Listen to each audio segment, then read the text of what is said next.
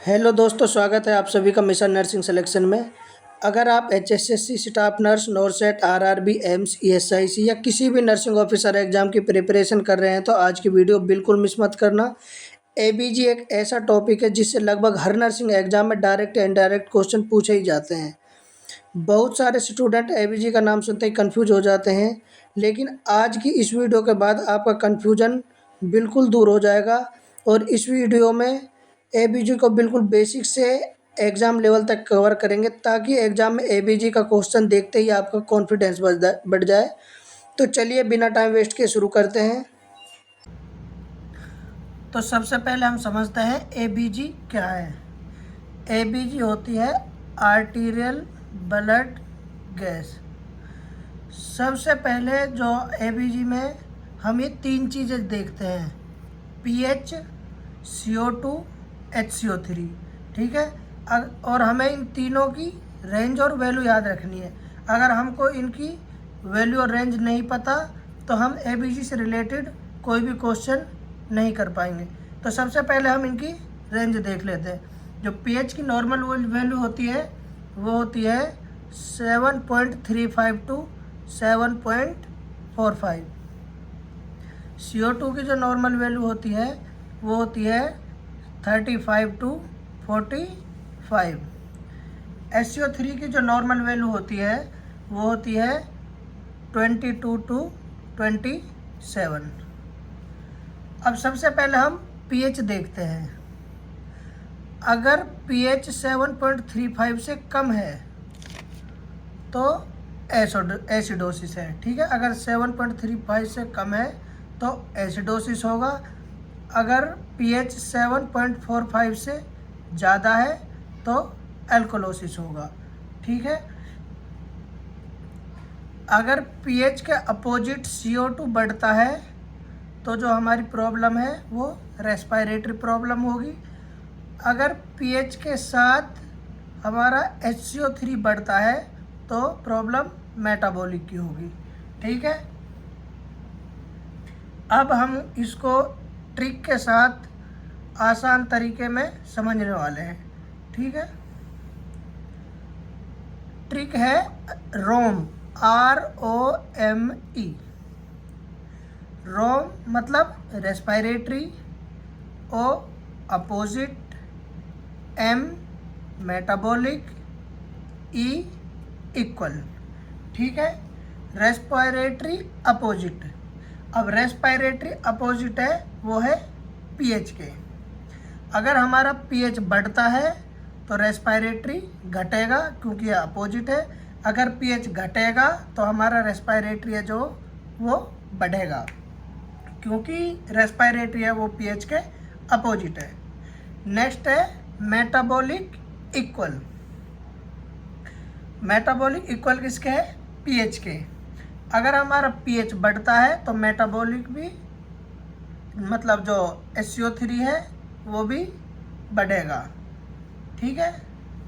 और अगर हमारा जो पीएच है वो घटेगा तो SCO3 है वो भी घटेगा। और ऐसे ही इसमें था, अगर पीएच बढ़ेगा तो CO2, अगर पीएच घटेगा तो CO2 बढ़ेगा, अगर पीएच घटेगा तो CO2 बढ़ेगा। ये अपोजिट है। ठीक है। अब जो हमारी पहली कंडीशन देखते हैं वो बनती है रेस्पिरेटरी एसिडोसिस। वो हमारी कंडीशन बनती है रेस्पिरेटरी एसिडोसिस। अब एसिडोसिस है, यानी एसिडोसिस में क्या होता है? पीएच घटता है। पीएच घटेगा एसिडोसिस है तो।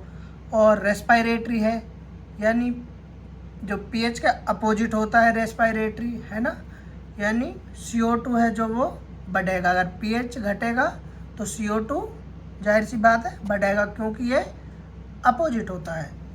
जो हमारी सेकंड कंडीशन बनती है वो बनती है रेस्पिरेटरी अल्कलोसिस। ठीक है।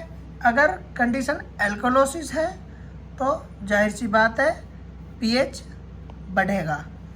पीएच बढ़ेगा, रेस्पिरेटरी है, अपोजिट है। अगर पीएच बढ़ेगा तो हमारा CO2 है जो वो घटेगा। ठीक है।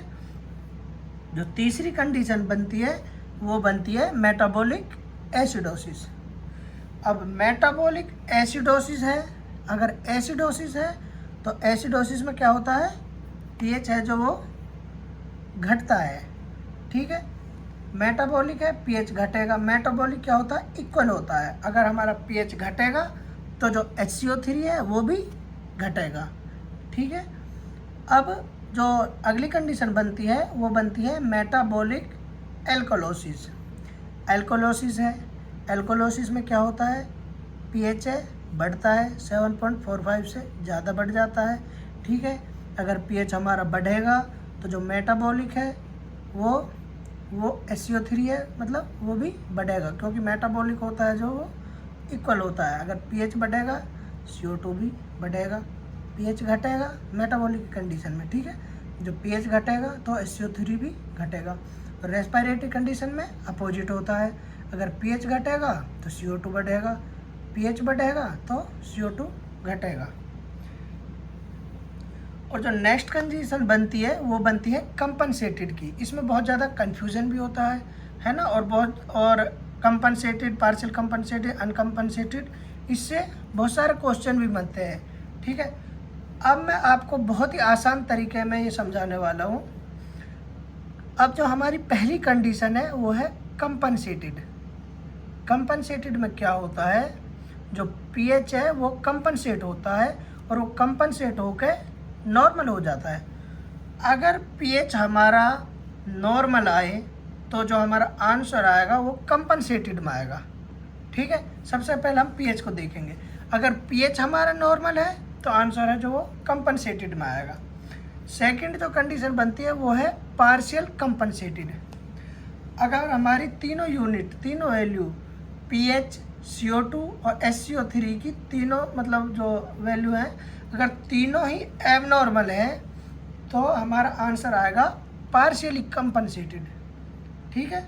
अगर तीनों एबनॉर्मल है तो पार्शियल कंपनसेटेड आएगा। उसके बाद अगर दो यूनिट यानी HCO3 या पीएच, मतलब कोई भी दो यूनिट अगर हमारी एबनॉर्मल आती है तो, और एक यूनिट हमारी नॉर्मल आती है, तो जो आंसर आएगा वो आ जाएगा हमारा अनकंपनसेटेड में। तो दोस्तों आज के लिए बस इतना ही। मुझे उम्मीद है कि ABG का कंसेप्ट आपको पहले से काफ़ी क्लियर हो गया होगा। और याद रखिए, ABG रटने की चीज़ नहीं है, समझने की चीज़ है।